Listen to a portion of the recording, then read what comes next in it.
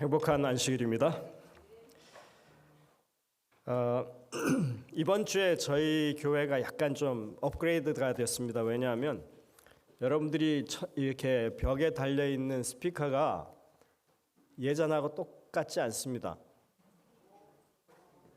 한 3배 정도는 좋아졌어요.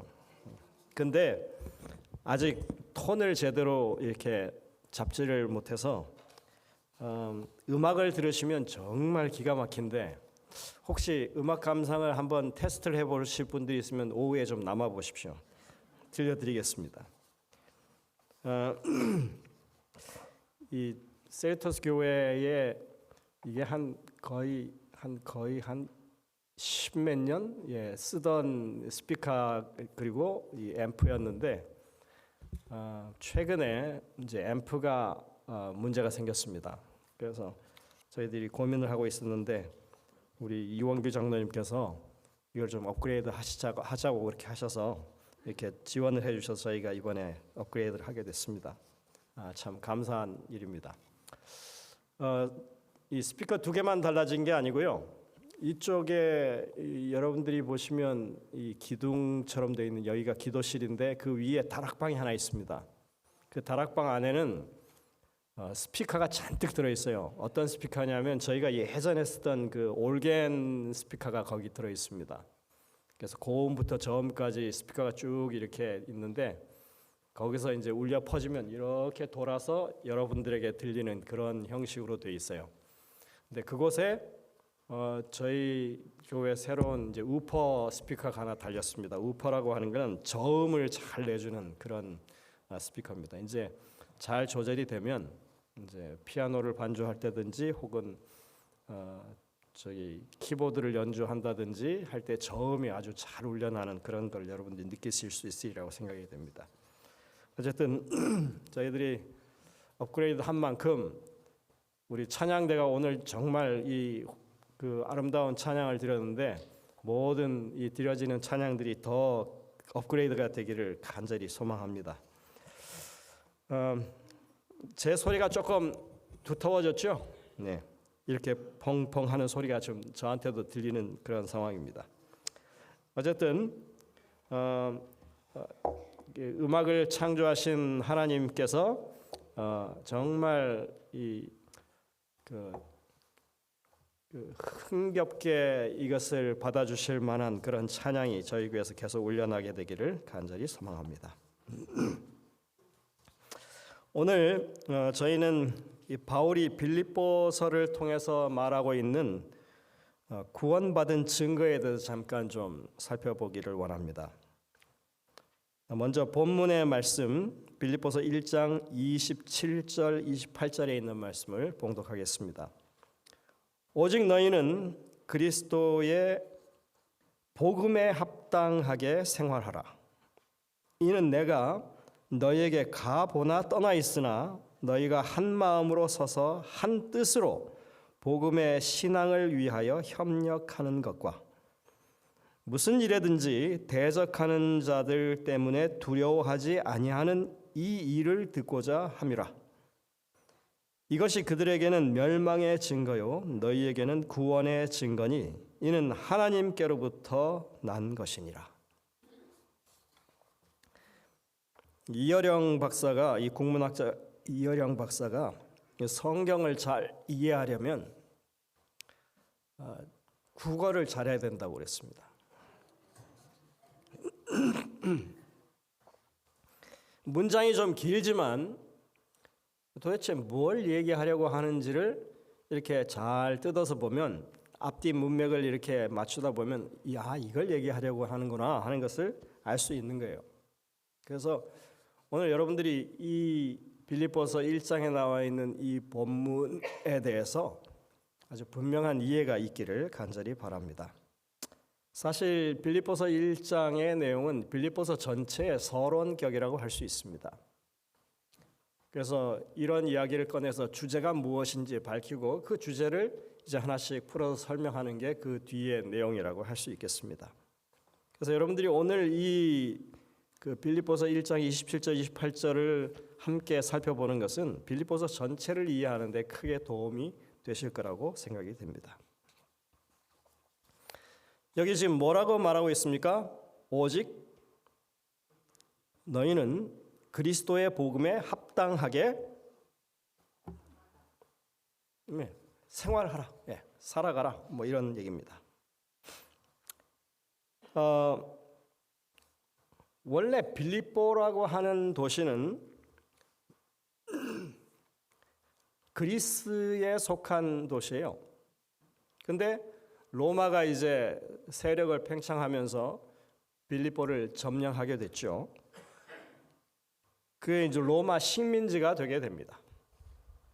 그리고 그곳에는 특이하게 은퇴한 군인들이 많이 정착을 해서 살았어요.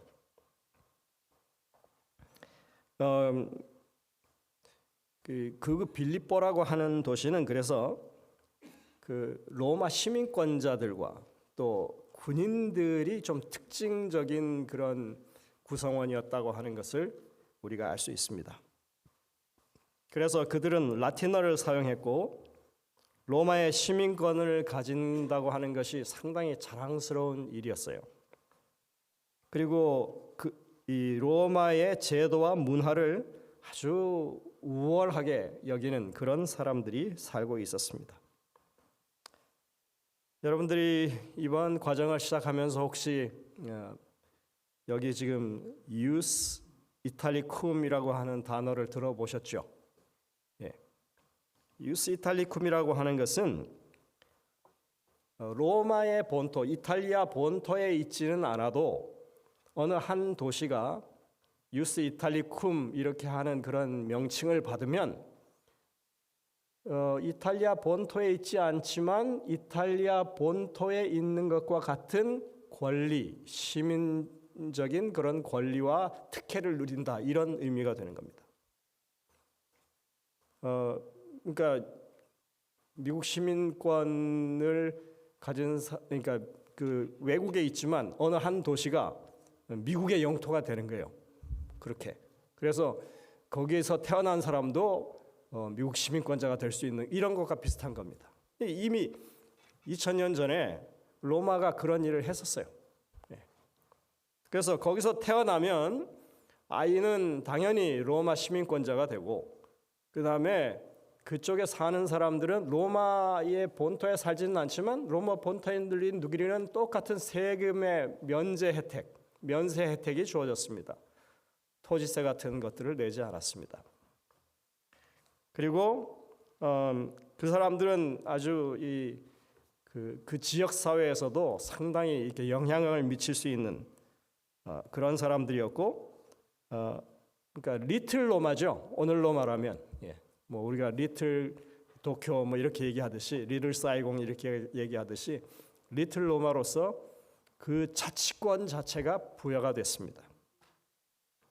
그러니까 이 사람들이 로마 시민이라고 하는 자부심, 그리고 본인들이 이제까지 걸어온 삶의 어떤 배경을 보자면 군인 출신으로서 상당히 이렇게 그 자기들의 어떤 신분이나 이 도시에 대한 자부심이 컸다고 하는 것을 말해주고 있습니다.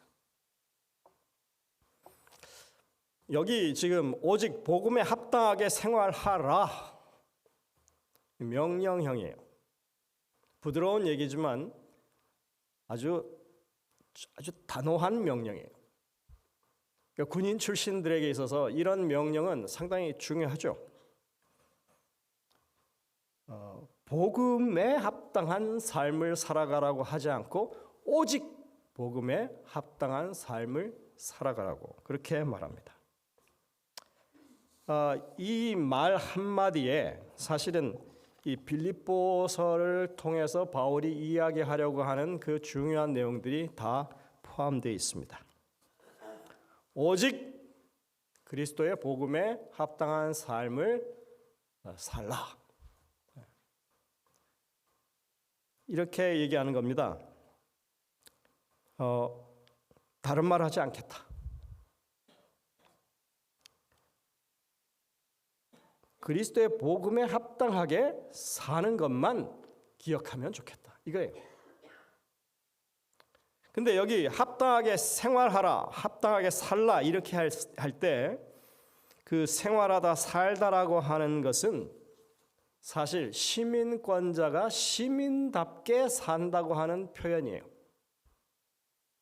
그러니까 이거 시민권이라는 말이 여기 없습니다. 근데 생활하라, 살라라고 하는 그 말 속에 시민답게 살라고 하는 말이에요. 그게 자체가.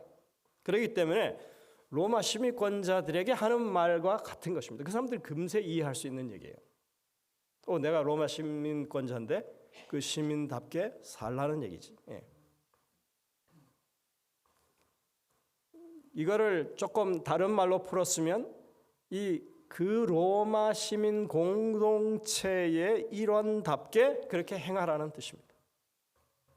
우리가 이거를 오늘날 우리의 이 크리스찬 공동체 이야기로 바꾸면 뭐예요? 우리가 하늘 시민권자라고 바울은 여기서 얘기합니다. 빌립보서에서. 그러니까 로마 시민권자답게 살라는 얘기가 아니에요. 어떻게 살라고요? 하늘의 시민권이 있는 하늘 시민권자답게 너희는 오직 그리스도의 복음에 합당하게 그렇게 시민처럼 살라. 이렇게 다른 거 필요 없다. 그게 가장 중요하다. 이렇게 말하는 것입니다. 그러니까 이 바울이 본인이 로마 시민권자라고 하는 얘기를 스스로 밝힌 경우가 사도행전의 기록에 나옵니다. 억울하게 그렇게 투옥되고 매를 맞는 그런 때 그걸 적절하게 활용을 하죠. 함부로 매를 때릴 수 없었어요. 형벌을 가할 수 없었습니다. 반드시 정당한 절차에 의해서 법적인 어떤 이 재판에 의해서만 그것이 실행돼야 되는데 그렇지 않은 경우들이 있었죠. 워낙 바울이 미우니까 막 사람들이 허위로 고소하고 해가지고 재판도 제대로 받지 않고 매도 맞고 옥에 갇히기도 하고 했잖아요. 그런 경우에 사도행전에 그 기록이 한 몇 번 나옵니다. 시민권에 관한 얘기가. 그리고는 바울의 시민권에 관한 얘기가 없어요. 근데 빌립보서에만 유독 시민권에 관한 얘기가 나옵니다. 근데 이번에는 로마 시민권이 아니에요. 어디 시민권이에요? 하늘의 시민권이에요. 하늘의 시민권자가 나오는 이 유일한 책이 바로 빌립보예요. 왜? 그 빌립보라고 하는 지역 자체가 그렇게 유스 이탈리쿰, 로마 시민권에 부여함을 받은 그런 이 자부심이 대단한 그런 도시였기 때문에 그 사람들에게 그게 하나의 어떤 이해하기 쉬운 그런 표현이에요.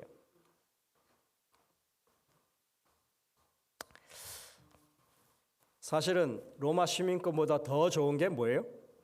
하늘 시민권이에요. 저는 아직 영주권자입니다. 혹시 여기 로마 시민권에 대해서는 대단한 자부심을 가지신 분 계십니까? 미국 시민권. 죄송합니다. 미국 시민권. 여러분들 로마 시대를 살지 않았으니까. 미국 시민권에 대해서 대단한 자부심을 가진 분들 계세요? 그보다 100배 더 나은 게 하늘 시민권입니다. 여러분들은 하늘 시민권자입니까? 하늘 영주권자입니까? 아니면 단기 비자를 받은 관광객이십니까? 맞아요? 하늘 시민권자 맞아요? 만약 하늘 시민권자가 맞으면 하늘 시민답게 살아야 하는 게 맞습니다. 그거는 영주권자가 하는 말이에요. 하늘 영주권자는 마음이 저 땅에도 가 있고 세속적인 것에도 가 있고 세상에 뭐 사는 게 재미가 있어야지 하면서 이것저것 더 다른 것도 찾고 하는 게 영주권자예요. 어디다 지금 정할지 아직 결정이 되지 않았어요. 근데 하늘 시민권자는 세상에 관한 일은 그거는 남의 나라 일이에요.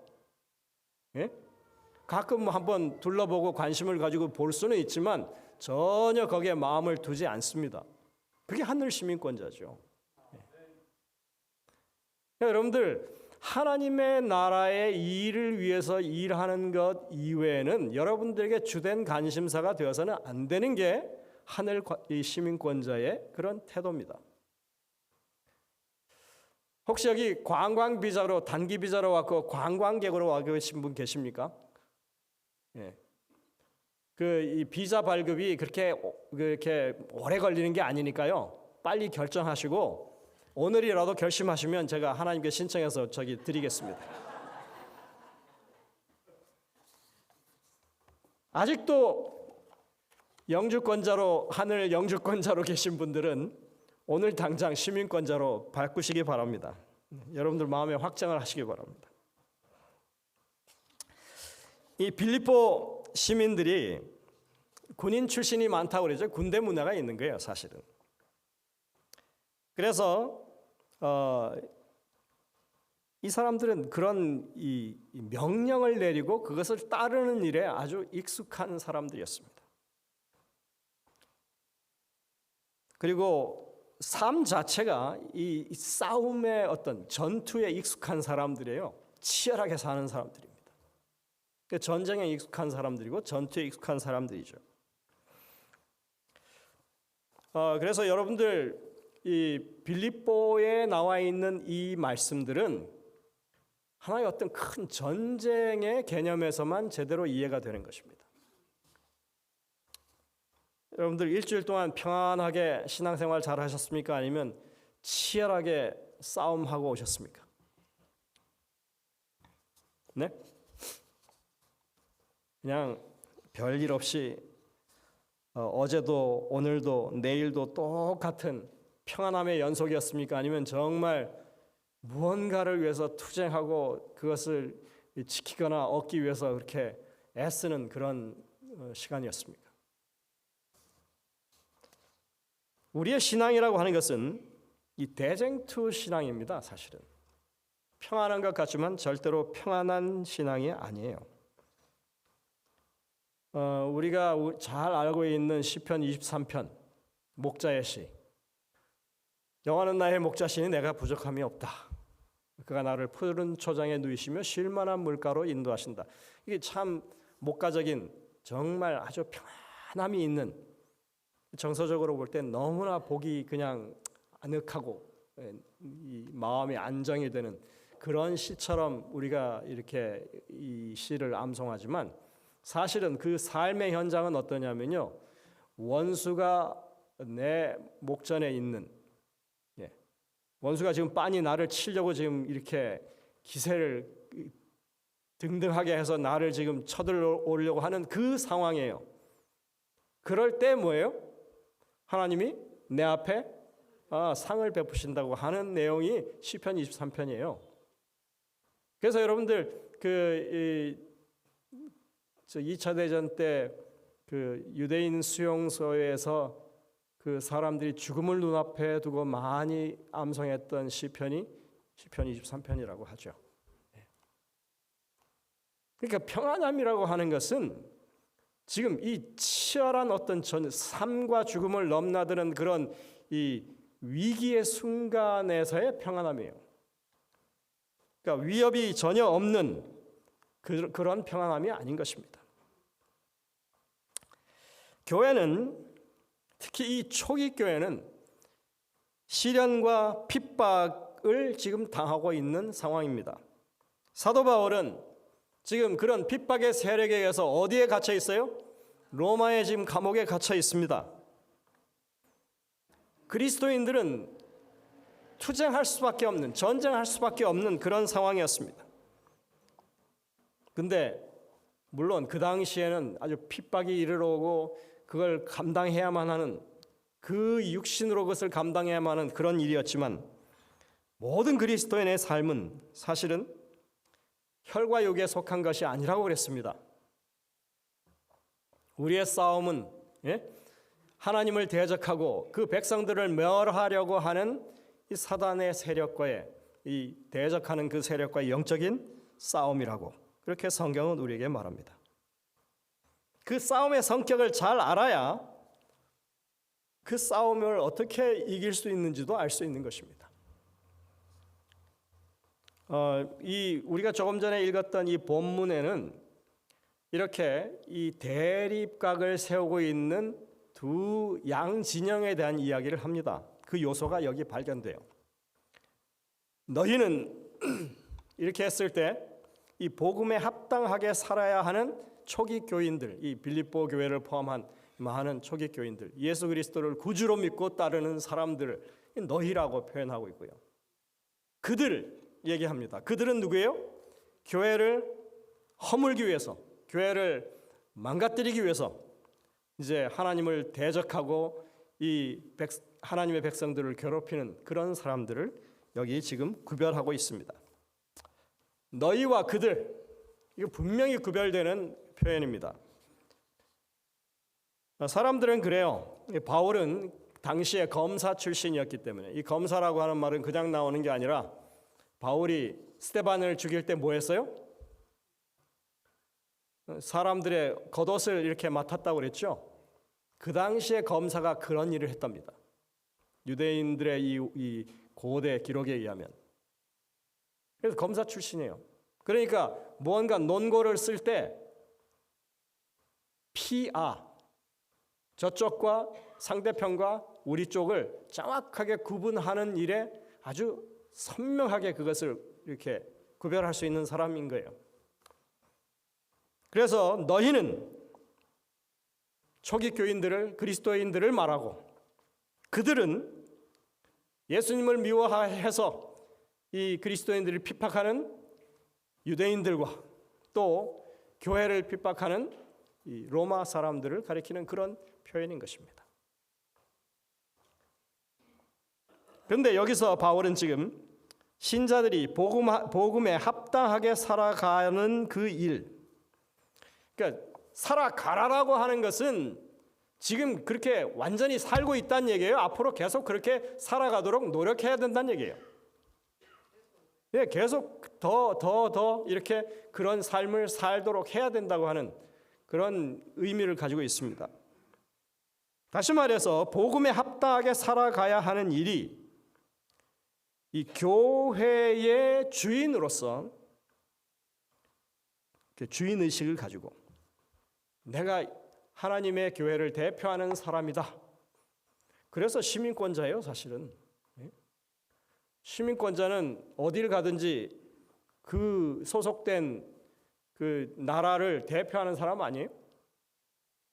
그러니까 그 주인 의식을 가지고 그렇게 삶을 살아가는 형태로 이게 이제 결국은 어떤 삶을 사는지가 보여지게 된다. 이 얘기를 지금 하고 있는데 바울은 여기서 두 가지를 말합니다.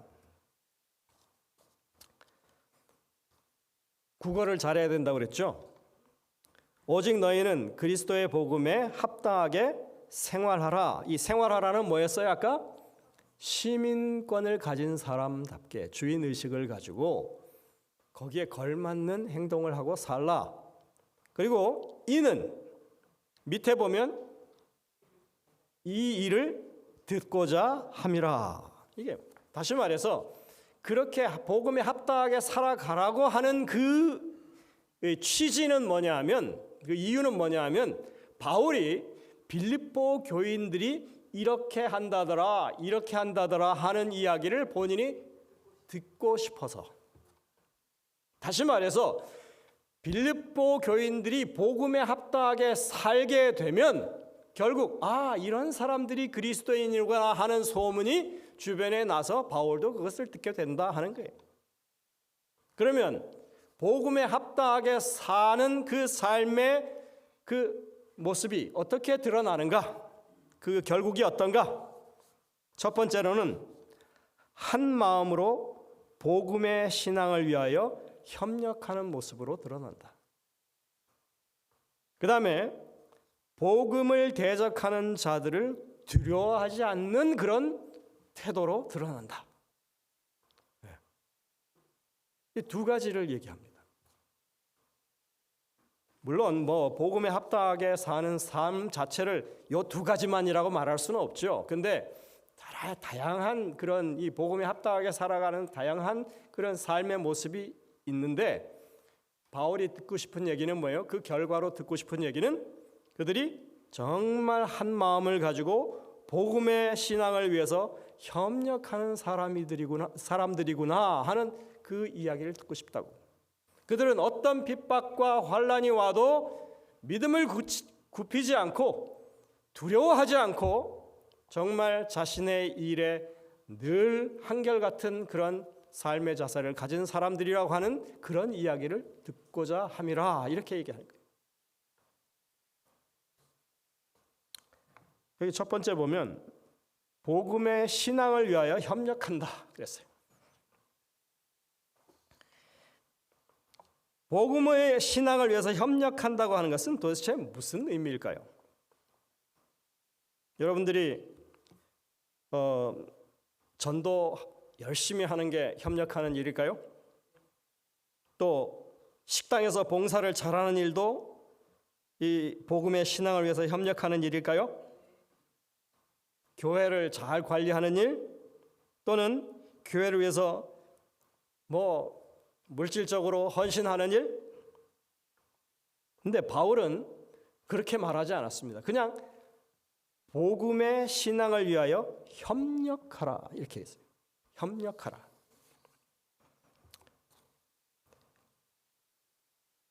여기 지금 협력하라고 하는 이 말은요, 전쟁에서 싸우다는 얘기. 그 다음에 운동 경기에서 팀을 이루어가지고 상대방과 겨루는 그런 의미를 가지고 있습니다. 다시 말해서 복음의 신앙을 위해서 뭐 하라고요? 한 마음으로 싸우라고요. 그러니까 이 협력하다는 말을 싸움을 하는 걸로 여러분들이 받아들이셔야 돼요. 그냥 단순히 협력하는 게 아니에요. 뭔가 이렇게 일손이 필요하니까 좀 도와주는 이런 거 아닙니다. 뭐 하라고요? 싸우라고요. 운동 경기 할 때 한 팀을 먹었어요. 그죠? 한 팀이에요. 우리 팀이에요. 농구를 한다고 합시다. 5명 있는데 열심히 같은 편끼리 서로 이렇게 협력을 해가지고 상대방과 싸워서 해야죠. 이겨야죠. 예, 그런 협력이에요. 이건 경기를 하는 것에서 겨루는 것이고, 또 전쟁에서는 뭐예요? 같은 편끼리 상대방을 쳐부수는 거예요. 이런 이 싸운다고 하는 표현이 사실은 이 협력하다의 원래 뜻입니다.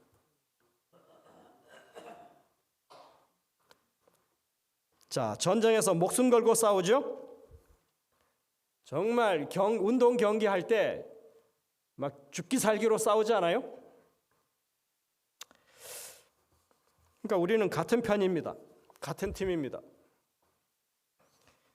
지금 함께 믿음의 선한 싸움을 싸워야 한다고 얘기하고 있는 겁니다.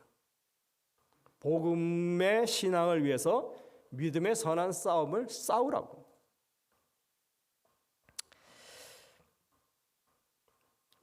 어쨌든 싸우라고 하는 표현은 맞는 것 같아요.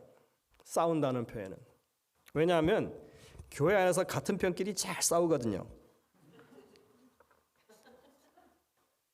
싸우는 게 맞긴 맞아요. 단지 대상이 잘못됐을 뿐이에요. 근데 성경의 이 바울의 권면에 의하면 절대로 같은 뼈끼리는 싸우면 안 되는 거예요. 그건 협력 관계가 아니에요.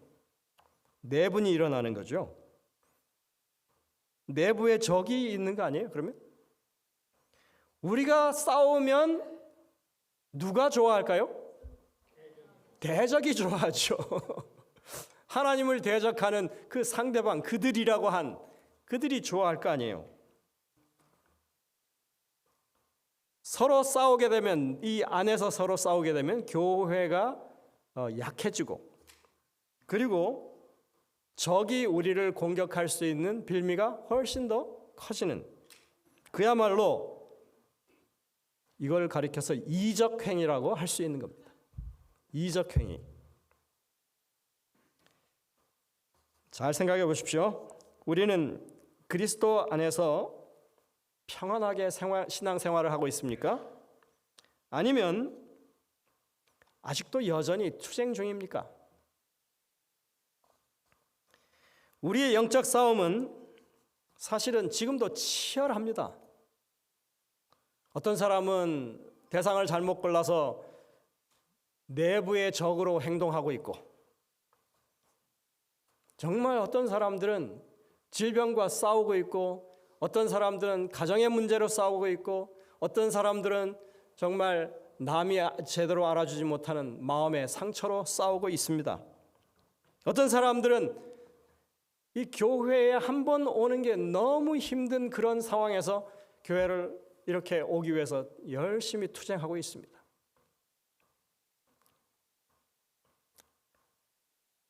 여러분들, 교회 안에서는 절대로 싸울 대상을 찾지 마시기 바랍니다. 정신 차리시고, 이 바울이 싸울 대상이 이 교회 안이 아니라 교회를 약화시키고 그 허물려고 하는 그런 그 일을 위해서 모든 힘을 다 쏟고 있는 우리의 영적인 대적하고 우리가 싸워야 될 그런 상황이라고 하는 것을 여러분들이 기억하게 되시길 바랍니다. 그렇다면 그리스도인들은 도대체 어떤 식으로 싸울까요? 어떤 식으로 싸워야 될까요? 믿음의 선한 싸움이요. 예수님이 그리스도인의 싸움의 방법을 알려주셨습니다. 예수님이 40일 동안 금식하신 다음에 사단의 그 시험을 받고 사단과 대적할 때 어떻게 하셨어요? 3번 다 기록되었으되 말씀으로 싸우셨습니다. 예수님이 제자들에게 그 귀신 들린 아이를 낫게 해주신 다음에 제자들이 물어요. 도대체 어떻게 이게 가능합니까? 그랬더니 우리는 왜 안 됩니까? 그랬더니 예수님이 이런 말씀하시죠. 기도 외에 다른 것으로는 이런 종류가 나갈 수 없느니라. 다시 말해서 그리스도인의 영적인 싸움은 하나님의 말씀을 가지고 기도로 싸우는 거예요.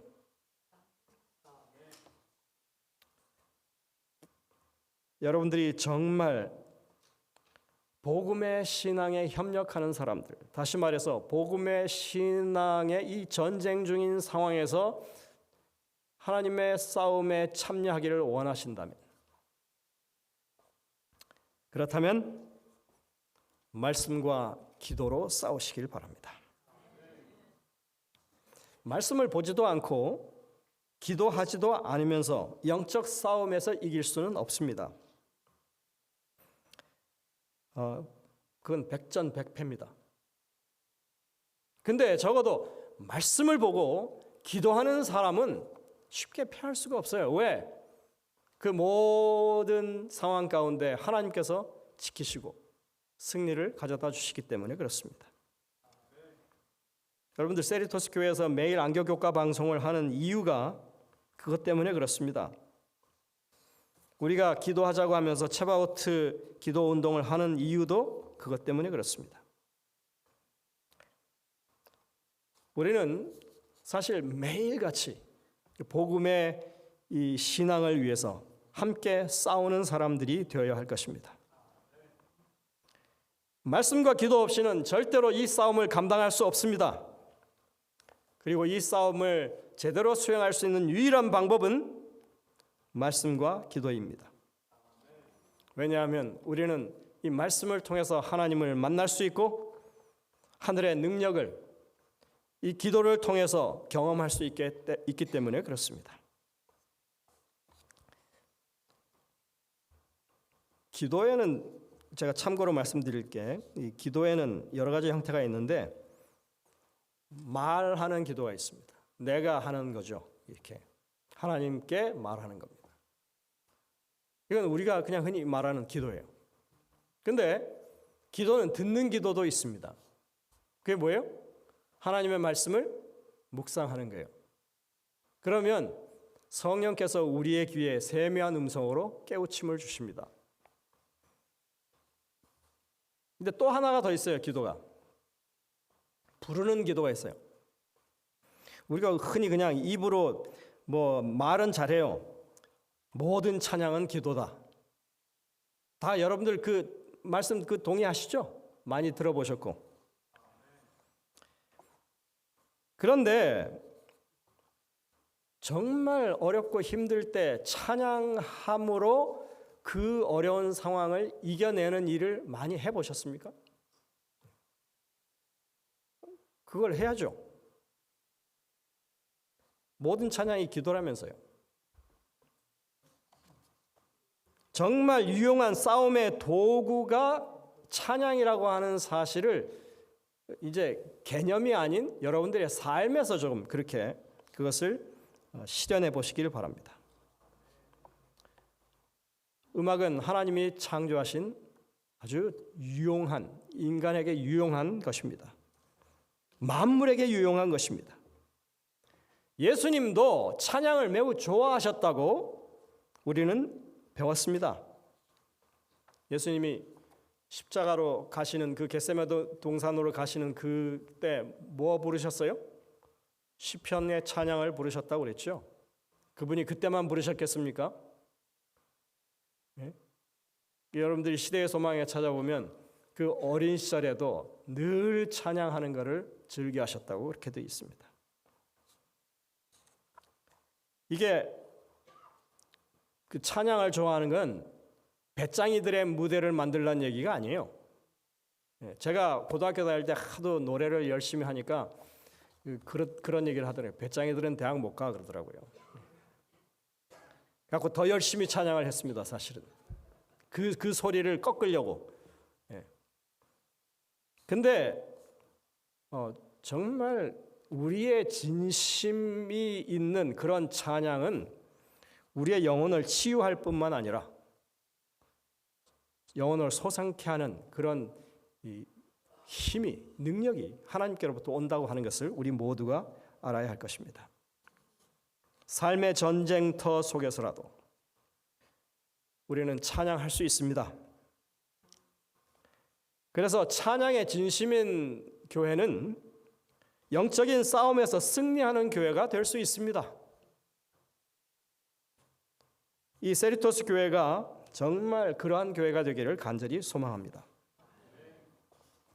지금 사도 바울은 복음의 신앙을 위해서 함께 싸우라고 말하고 있습니다. 복음에 합당한 시민으로 살아가라고 말하고 있습니다. 복음은 이 교회의 뿌리입니다. 모든 것의 원동력이 복음에서 비롯됩니다. 여러분들 성경에 나와 있는 모든 그리스도를 통한 구원 사역에 대한 것은 다 복음이에요. 그것이 다 예언이었습니다. 그리고 그것이 하나도 차질 없이 하나님의 계획을 따라서 이루어졌습니다. 그렇기 때문에 복음이라고 하는 것, 하나님의 은혜로 말미암아 그 보내신 독생자를 통해서 우리가 값없이 구원받았다고 하는 이 놀라운 구원의 사실만 가지고 우리는 우리의 신앙생활이 모두 다 의미가 있을 수 있습니다. 이거 그냥 단순히 다 아는 얘기 뭐하러 하나 이게 아니에요. 순간순간 우리의 삶에 새로운 활력을 가져다 주는 것이 바로 이 복음입니다.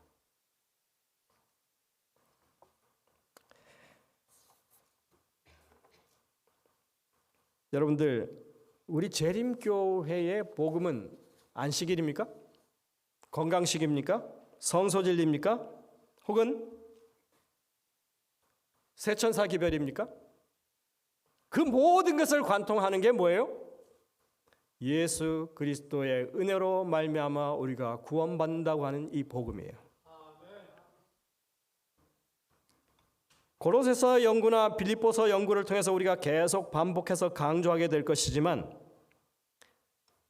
이 교회는 복음이 기본이 된 공동체예요. 그래서 우리의 사귐, 교제라고 하는 것, 코이노니아라고 하는 것 자체가 이 복음, 그리스도로 말미암아 구원받았다고 하는 이 놀라운 현실을 우리가 빼놓고서는 아무것도 이루어질 수가 없는 것입니다. 그게 우리 교제의, 이 교회 활동의, 사역의 핵심인 것입니다. 신앙의 가치는 여러분들 디테일이 매우 중요합니다.